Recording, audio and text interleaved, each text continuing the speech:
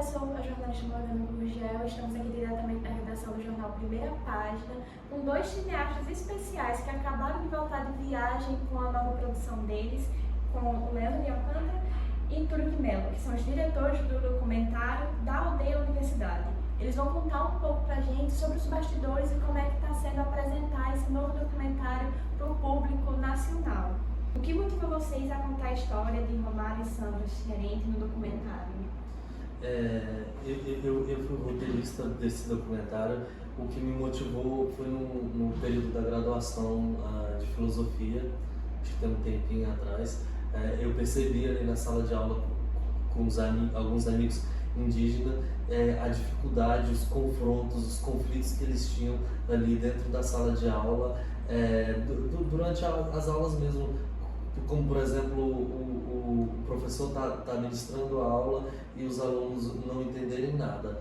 E muitos desses colegas iniciavam e não finalizavam o curso. Inclusive, hoje, a Universidade Federal do Tocantins divulgou um dado que somente 8 alunos indígenas que concluíram as suas graduações, desde o início ali do processo do sistema de cotas. Então foi isso que me motivou. Aí a gente encontrou o Romário, que ele já é um cara ativo nas redes sociais e tudo mais. A gente falou sobre o projeto para ele abraçou a causa e a gente falou: então, Romário, nós vamos documentar a sua história com as suas experiências. E aí no processo de produção, até então ia ser só o Romário. Aí no processo de produção a Sandra, que é a esposa dele, ela é acadêmica do curso de Geografia do campus de Porto Nacional da UFT, e aí a gente colheu o depoimento dela de forma super natural e aí as coisas foram acontecendo. O filme aborda o choque entre saberes tradicionais e a realidade acadêmica. Quais foram os maiores desafios para traduzir essa vivência em linguagem cinematográfica? A gente não teve muita dificuldade porque o Romário Sorocci Xerente, além dele ser o personagem, ele também trabalhou por detrás da produção. Ele foi o assistente de direção. Então, tudo que estava escrito no roteiro, tudo que estava pré-determinado para a gente produzir e gravar conforme estava no roteiro, era passado para o Romário e a gente perguntava: ei, Romário, isso está interessante, isso não está. Por isso que a todas as entrevistas que a gente faz, a gente fala: esse documentário, por mais que tenha eu e Leandro na direção, a gente estava ali só dando um suporte técnico por detrás, um olhar técnico de processo de produção e tudo mais. Mas esse filme é um filme de um indígena contando a sua própria história e a partir da sua própria percepção.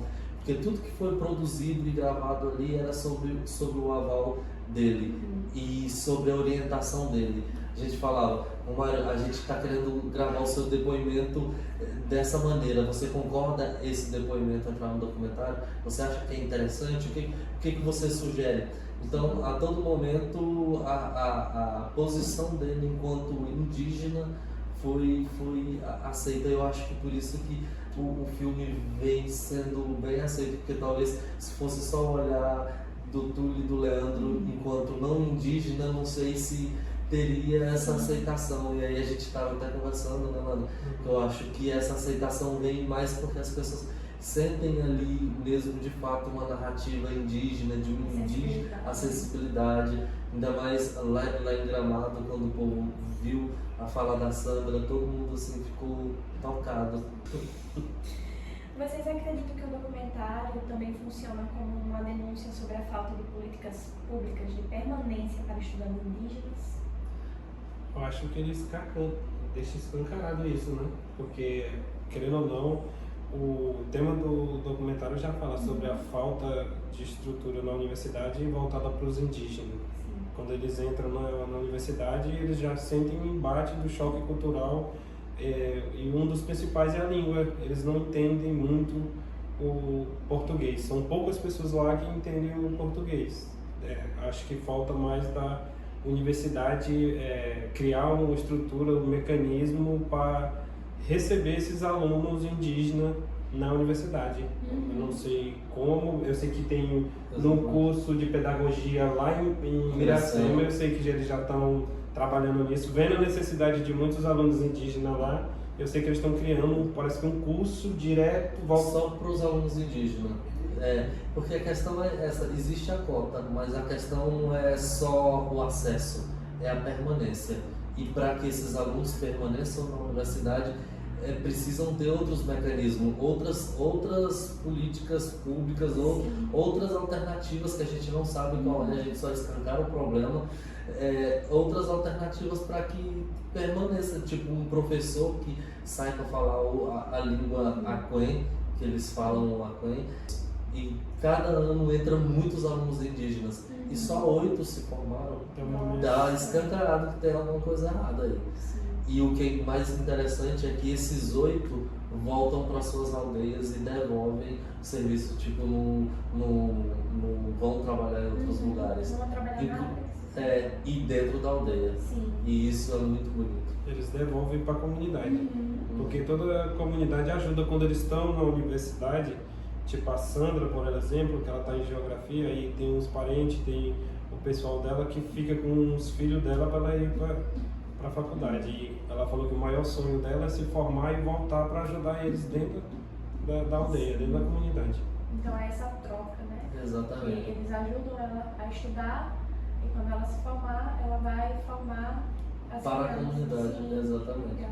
E essa sua pergunta foi muito interessante, Morgana, porque tipo, o documentário da aldeia à universidade, muita gente fica intrigado porque muita gente espera imagens da universidade, o povo na universidade, e não, toda a narrativa do filme está dentro da aldeia. E isso foi totalmente intencional da nossa parte, porque por mais que eles vão para a universidade, eles estão sempre dentro da aldeia. Então, o fato de estar toda a narrativa naquela locação é justamente para escancarar mesmo esse problema. Se fosse tudo lindo, tudo maravilhoso, a gente realmente iria lá para a universidade e gravava lá. Então, foi de forma intencional mesmo, foi para provocar. E que bom que de alguma forma está provocando. Porque de certo modo a universidade ela já tem a visibilidade. Eles que no momento estão invisíveis dentro da universidade. Então, para que a gente vai ir mostrar a universidade sendo que o problema são eles na aldeia? Entendeu? Em relação à estreia do documentário que foi aqui em Palmas, no Cinecultura, em março, né, desse ano, teve debate logo após a exibição e tudo. Como foi receber esse retorno imediato da comunidade indígena e do público local? Foi incrível. A gente trouxe lá da aldeia do povo xerente, acho que da aldeia do Funil, um ônibus com muitos indígenas, enchemos o cinema dos indígenas. Muita gente teve a experiência de estar ali na sala de cinema pela primeira vez. Isso foi uma experiência muito única. E a gente fez essa exibição de estreia lá. Fizemos mais duas outras exibições. Fizemos uma exibição no acolhimento dos alunos indígenas do campus de Miracema, que foi uma das melhores exibições nossas, porque ali a sala estava lotada de indígena do povo aquém, dos xerente, e muitos estavam iniciando, mas tinha muitos acadêmicos que estavam já meio que querendo desistir. E após a exibição a gente teve um depoimento que valeu toda a pena do documentário, da produção. Nosso maior prêmio foi esse. Acabou a exibição, fica até arrepiado com isso. Acabou a exibição, uma indígena falou: eu quero falar. Aí ela falou assim: eu ia desistir do curso, hoje era o meu último dia aqui. Ela anda mais de 20 quilômetros para chegar na universidade. A partir do documentário, eu não vou desistir mais. Cara, aquilo pra gente foi maravilhoso, foi o nosso melhor prêmio. Se a Sandra consegue, eu também consigo. E depois começou a chorar, foi, nossa, foi eu lembro porque tipo, de alguma forma o documentário tocou alguém que a gente queria que tocasse, entendeu? Tem outra moça também que deu um depoimento lá que chorou também, porque ela fala da distância que ela sai da aldeia dela e ela sai, fica a semana todinha em Miracema. E volta no fim de semana. E volta no fim de semana. Aí quando a Sandra fala da distância, ele tocou ela começou a chorar lá. E foi bem impactante. Teve uma outra senhora também de 60, ela tem uns 60 anos, ela estava na universidade e ela falou sobre a dificuldade dela e que é um fato que ela lembra muito é porque ela chegou na sala de aula, acho que não falava português ainda, e o professor pedindo resenha. E ela, que diabo é resenha? Ela com essas linguajamentos. Que diabo é resenha? O que o professor pede? Porque aí dá pra ver o tipo de dificuldade que eles enfrentam no dia a dia. E ela falou que foi entender o que é resenha quando estava na metade do curso, para você ter noção. Era para um professor, alguém falar, ó, resenha é isso. E ela disse que ficou encucada com aquilo, resenha na cabeça o tempo todo, porque isso não é do linguajar. Não existe essa palavra na língua quê, entendeu? Então, e aí a gente fez uma última exibição que foi lá no Funil, dentro do território do Xerente, a última exibição pública aqui no Tocantins, e que foi incrível também. O filme tem uma parte cantada, estava cheio de indígena lá na frente da tela, e na hora que o povo ia cantando, os indígenas tudinho cantando junto com o Romário, também foi muito bonito. Foram 3 exibições incríveis que a gente fez, porque foram exibições que a gente tinha que fazer como contrapartida do edital da Lei Paulo Gustavo, e aí depois a gente fechou para poder fazer um trabalho de distribuição para festivais de cinema, porque os festivais eles não aceitam filmes abertos, filmes que estejam abertos publicamente. A gente teve muita sorte deles ter aceito, porque a gente fez 3 exibições públicas e normalmente eles não aceitam, eles não vão exibir num ramo daquele um filme que já teve uma exibição pública. Eles cobram pelo ineditismo, que é só exibir filmes inéditos. E graças a Deus deu tudo certo, entrou.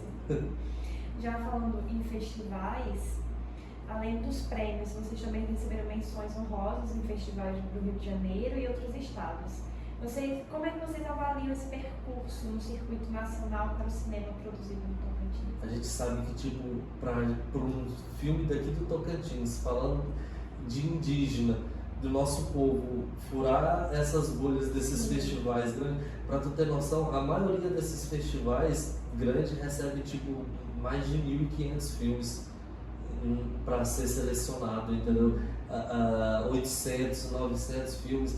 Então é uma trajetória que, tipo, a gente está muito surpreso, muito feliz, e é muito importante não só para a gente, não só para a nossa produtora, como é importante para o nosso cinema e para mostrar lá para fora, para o eixo Rio-São Paulo, que o Tocantins existe cinema no Tocantins. Inclusive, quando a gente subiu no palco lá em Campos do Goytacazes, que foi onde a gente recebeu uma menção rosa na Mostra Zezé Mota, que era a principal mostra do festival, a primeira coisa que eu subi no palco eu falei: nós somos realizadores do Tocantins, e a gente está aqui para dizer que existe, o Tocantins faz parte do Brasil, porque lá no festival só tinha filme eixo Rio, São Paulo, um ou outro do Nordeste, porque tem uma faculdade de cinema ali no Nordeste, e para dizer que existe cinema lá, e que a gente agradece por essa oportunidade, mas que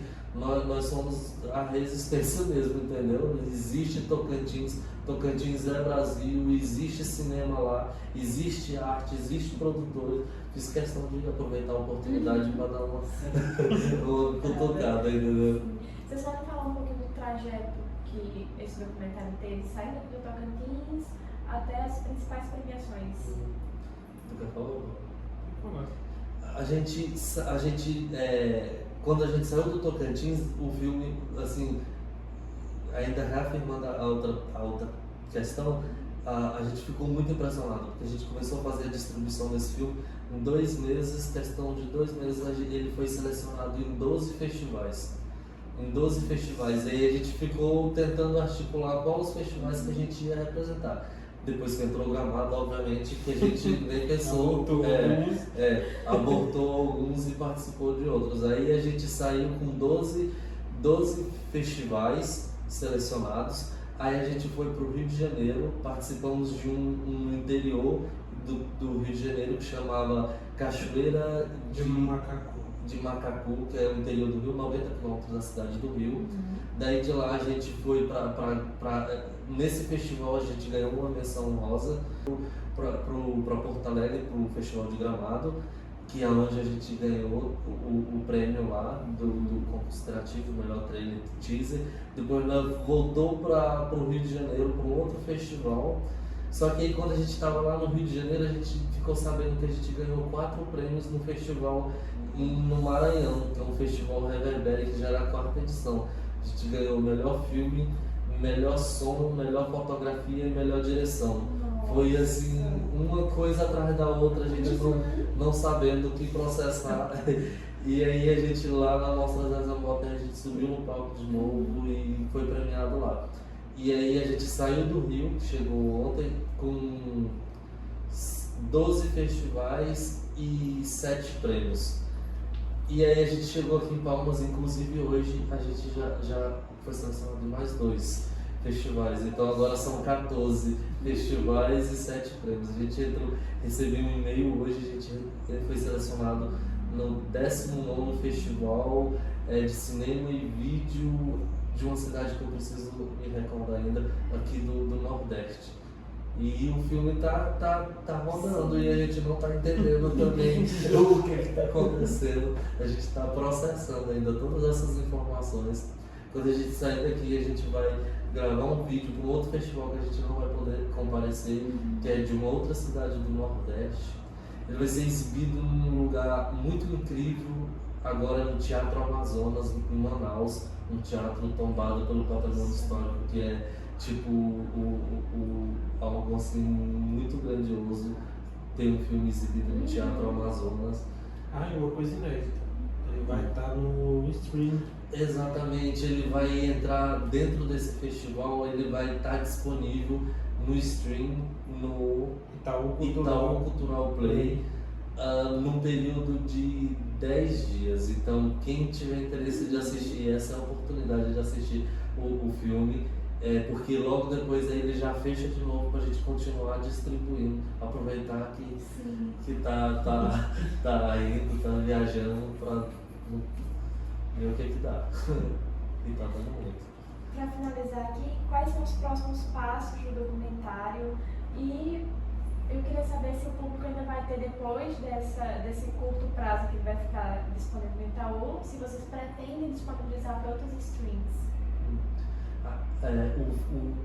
Após essas exibições, a produtora ainda continua fazendo um trabalho de distribuição dos filmes. E esse trabalho, normalmente, por exemplo, quando um filme ele é lançado, a primeira janela de distribuição de um filme são os festivais. Então, por exemplo, quando lança, Ainda Estou Aqui, quando foi lançado, o único lugar que as pessoas tinham oportunidade de assistir eram os festivais de cinema. Então, a primeira janela é os festivais. E esse período dura de 1 ano, 1 ano e meio, até 2 anos, 2 anos no máximo, que a gente pode estar distribuindo o filme. Então esse período, até 1 ano e meio, a gente deixa ele fechado. Aí só quando acontece esse caso do Festival Olhar do Norte, lá do Amazonas, que vai fazer uma mostra, uma exibição online, que está tipo no stream do Itaú Cultural Play, que aí as pessoas que não vão até o festival podem assistir de casa. Mas aí após o término desse período de distribuição para festivais, aí a gente vai fazer um trabalho de distribuição já para o stream, que aí a gente tem interesse sim de distribuir, que inclusive o Invisibilidade, que tu conhece, o Invisibilidade, ele que já acabou esse período dos festivais, ele está disponível na Canal Brasil TV, na Claro TV+, e na Claro Novo. E na Claro Novo. E agora ele vai estrear nesse novo stream do governo federal que ele vai abrir, ele vai entrar também nesse catálogo. E aí é o mesmo processo. São essas as trajetórias. Até 1 ano, 1 ano e meio, festivais, aí depois stream. Bem, gente, eu queria agradecer a presença de vocês por essa conversa aqui no Jornal Primeira Página e falar que é uma grande emoção, né? Porque o cinema tocantinense está conseguindo essa visibilidade desde desde o ano passado, né, que também teve a da Eva, que foi... O Barulho O da Barulho da Noite. Noite, eu fui confundindo a mesma noite. O Barulho da Noite, e agora representando novamente o Tocantins, vocês, que é o segundo ano, né, que podem ser representado lá em Gramado. Então, fica aqui meus parabéns, é muito gratificante estar falando aqui com vocês, eu espero muito sucesso também para esse documentário e para os próximos que virão também. É isso, gente, muito obrigada por acompanhar essa entrevista e até a próxima. Então, o desafio, né, de você sair a estudar a universidade, ela começa de casa. Quando um indígena se forma, não é a história dele, é mais profunda, mais do que um não indígena, porque ali ele lutou contra si mesmo de permanecer, né? Então, assim, mas também é uma questão que nos torna crescer, né? De se adaptar a esse novo mundo, né? E não podemos deixar de destacar que para a mulher indígena é mais difícil ainda. Eu tenho que enfrentar tudo. A correria, a estudo. Rotusa, Sinico.